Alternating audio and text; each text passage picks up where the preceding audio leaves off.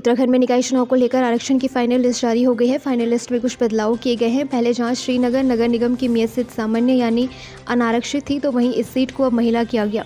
इसके अलावा अल्मोड़ा नगर निगम में मेयर की सीट पहले महिला के लिए आरक्षित थी, जिससे अब ओबीसी किया गया।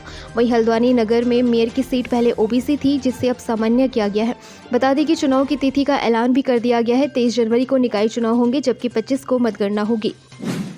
स्वामी श्रद्धानंद के 99वें बलिदान दिवस कार्यक्रम मनाया जा रहा है। इस मौके पर सीएम पुष्कर सिंह धामी, हरिद्वार सांसद, केंद्रीय जल शक्ति मंत्री सीआर पाटिल और बॉलीवुड अभिनेता विवेक ओबराय ने शिरकत की।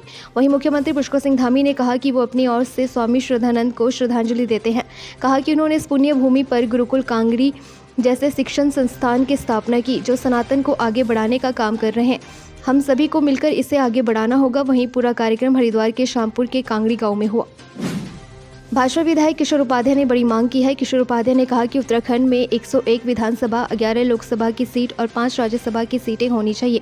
उन्होंने कहा कि जिससे प्रदेश के पहाड़ी क्षेत्रों को प्रतिनिधित्व मिलेगा, जिससे पहाड़ का विकास हो सकेगा। इसके अलावा किशोर उपाध्याय ने कहा कि उत्तराखंड का 72% क्षेत्र जंगल का है। केंद्र सरकार को केंद्रीय सेवा में पहाड़ी क्षेत्र में रहने वाले लोगों को आरक्षण देना चाहिए। उनके बिजली पानी का बिल माफ़ होना चाहिए। एक गैस सिलेंडर निःशुल्क मिलना चाहिए। उत्तराखंड के पर्वतीय इलाकों में मौसम बदला है। देहरादून जिले के चक्राता के आसपास के पर्यटन स्थलों पर सीजन की दूसरी बर्फबारी हुई है। चक्राता आने वाले पर्यटकों के लिए ताज़ी बर्फबारी किसी ट्रीट से कम नहीं है। दरअसल आज दोपहर चक्राता के पर्यटन स्थल लोखंडी में बर्फबारी शुरू हो गई। चक्राता के लोखंडी में सीजन की दूसरी बर्फबारी होते ही लोखंडी में मौजूद पर्यटकों के चेहरे खिल उठे। भूधनसभा प्रभावी जोटीमठ नगर में सूक्ष्मतम कार्य जल्द शुरू होंगे। यहां पर सीवरेज, ड्रेनेज, स्लोप स्टेबलाइजेशन और टो प्रोटेक्शन कार्य की डीपीआर तैयार कर शासन को भेज दी गई है। शासन से स्वीकृति मिलने पर कार्यदायी संस्थाओं द्वारा शीघ्र कार्य आरंभ किया जाएगा। जिलाधिकारी संदीप तिवारी ने सोमवार को कलेक्टिव सभागार में राज्य आपदा प्रबंधन प्राधिकरण के कॉन्सल्टेंट के साथ जोटीमठ में प्रस्तावित सूक्ष्मतम कार्यों की समीक्षा की। बैठक में डीपीआर से जुड़ी जानकारी दी गई। कॉर्बेट टाइगर रिजर्व के बिजरानी जोन में बाघ ने हाथी को पहले उसके झुंड से अलग किया, फिर 4 दिन तक जंगल में भूखा प्यासा दौड़ाता रहा।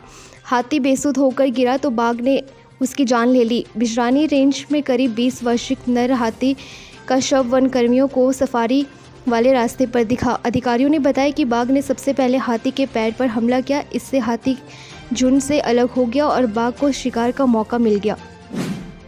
नैनीताल जिले के रामनगर में स्थित विश्व प्रसिद्ध जिम कॉर्बेट नेशनल पार्क पर्यटकों की सबसे पसंदीदा जगहों में से एक है। शायद यही कारण है कि क्रिसमस और न्यू ईयर मनाने के लिए सैलानी प्रसिद्ध जिम कॉर्बेट नेशनल पार्क को चुन रहे हैं। बता दें कि कॉर्बेट नेशनल पार्क के सभी यात्री विश्राम कक्ष 5 जनवरी तक पैक हो गए हैं। साथ ही कॉर्बेट के आसपास के होटल और रिजॉर्ट भी 25 दिसंबर से 1 जनवरी तक लगभग 70% पैक हो चुके हैं। इससे पर्यटक कारोबारियों में खुशी की लहर है। रुद्रपुर तांजित कैंप थाना क्षेत्र में किराए के कमरे में युवक का शव पंखे के कुंडे में लटका मिला। सूचना पर पहुंची पुलिस ने शव को कब्जे में लेकर पोस्टमार्टम को भेजा गया। मृतक के पास कोई सुसाइड नोट नहीं मिला है। मृतक के भाई ने बताया कि रविवार की रात करीब 9 बजे उसका भाई खाना खाकर अपने कमरे में दरवाज़ा बंद व मोबाइल पर गाने चलाकर सो गया था। जब काफ़ी देर तक दरवाज़ा नहीं खुला और कोई आहट नहीं हुई तो उसने खिड़की से देखा कि मनोज कुमार पंखे से फंदा लगाकर लटका था। लोगों की मदद से दरवाज़ा तोड़ा। पुलिस मामले के कारणों की जांच कर रही है। चिन्यालीसौर में टिहरी बांध झील के ऊपर बने आश ब्रिज का जल्द कार्यकल्प होगा। इसके लिए जिला योजना से बजट स्वीकृत हो गया है। साथ ही इस कार्य के लिए टेंडर प्रक्रिया भी शुरू कर दी गई है। वहीं पुल कई गाँवों को आपस में जोड़ता है, जबकि आश ब्रिज की हालत लंबे समय से खस्ता हाल है, जिसको दुरुस्त करने के लिए स्थानीय लोग लगातार आवाज़ उठा रहे हैं। स्थानीय जनप्रतिनिधियों की मांग पर जिला प्रशासन ने पुल की मरम्मत कार्य, डामरीकरण और रंग रोगन के लिए जिला योजना से 25 लाख रुपए का बजट स्वीकृत किया गया है, जिसका कार्य जल्द शुरू होगा। उत्तरकाशी में सोमवार को मौसम ने करवट बदली। मौसम का मिजाज बदलते ही निचले इलाकों में हल्की बारिश तथा ऊंचाई वाले क्षेत्रों में बर्फबारी हुई है। गंगोत्री, यमुनोत्री और हर्षिल घाटी सहित सीमांत क्षेत्र मोरी से लगे पर्यटक स्थलों पर सीजन की दूसरी बर्फबारी हुई है।